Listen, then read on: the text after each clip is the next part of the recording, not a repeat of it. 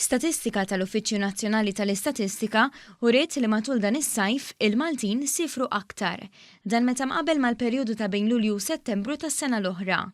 Kienu kważi 200,000 dawk li ħallew il-Gżejjer Maltin matul it-tielet kwart tas-sena, żieda ta' 16.2% meta mqabel mal-istess perjodu tal-2017.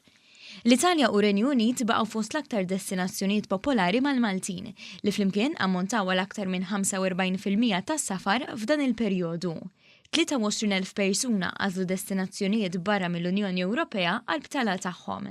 L-iljeli li l-Maltin qattaw barra minn xtutna fit-tielet kwart tas-sena ammontaw għal kważi 1,500,000, żieda ta' 19% meta mqabbel mas-sena l-oħra. In-nefqa tal-Maltin ukoll żdiedet biex laħqet il-193 miljun euro, ekwivalenti għal medja ta' 970 euro għal kull persuna. Meta wieħed jaqgħad in-numri f'din l-istatistika ma' dawk tal-perjodi ta' qabel, jirriżulta li n-numru ta' Maltin li siefru bejn Jannar u Settembru ta' din is-sena jaqbes l-483,000, 71,000 persuna iktar mis-sena l-oħra.